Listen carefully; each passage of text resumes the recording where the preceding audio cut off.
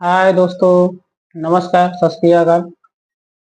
मैं आशा करता हूँ आप सब लोग जहाँ भी होंगे खुश होंगे, मस्त होंगे और स्वस्थ होंगे और स्वस्थ होना भी चाहिए।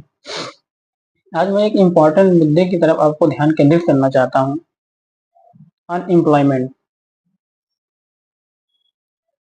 अनएम्प्लॉयमेंट इतनी बढ़ गई है दोस्तों, सरकार उस तरफ ध्यान ही नहीं दे रही है।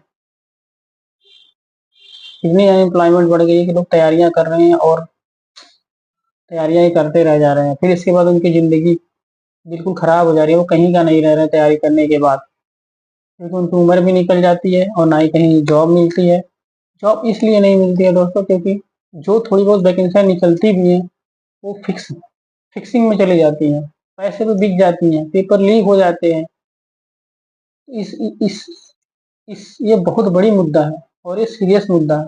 इस पे आप लोगों को जैसे जंतर मंतर पे जो हुआ था, वो होना भी चाहिए था क्योंकि सरकार का ध्यान उस तरफ केंद्रित करना बहुत ज़रूरी है। हम जेएनजी लोग ही मिलकर इस सिस्टम को सुधार सकते हैं और लगातार हमें इसको जारी रखना पड़ेगा।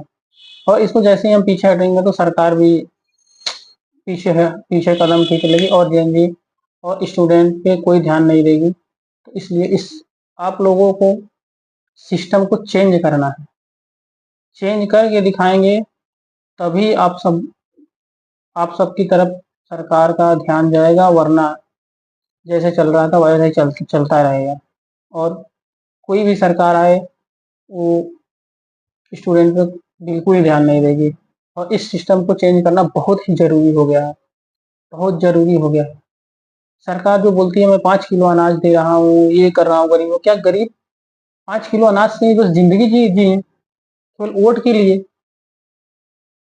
तो दोस्तों, उन माँ-बाप को भी सोचना बहुत ज़रूरी है कि जैसे मैं 5 किलो अनाज पर जी रहा हूँ, क्या मेरे बच्चे भी वैसे ही 5 किलो अनाज पे ज़िंदगी गुज़ार दें? नहीं। जो भी गवर्नमेंट जॉब में जो भी बड़े-बड़े लोग हैं, सांसद हैं, उनके बच्चे अच्छे-अच्छे स्कूलों में पढ़ते हैं और सरकारी स्कूलों में कोई व्यवस्था ही नहीं है जिससे कि गरीब के बच्चे पढ़े लिखे और आगे बढ़ें। कोई व्यवस्था नहीं है। सरकार बस 5 किलो अनाज भोले शान से कहती है कि मैं 5 किलो अनाज दे रहा हूँ गरीबों को। तो उन माता-पिताओं से मेरा बहुत बहुत बड़ी आग्रह है कि क्या वो अब ये भी चाहते हैं कि मेरा बच्चा 5 किलो अनाज पे ही ज़िंदगी गुज़ारे जैसे-जैसे मेरी ज़िंदगी गुज़र गई?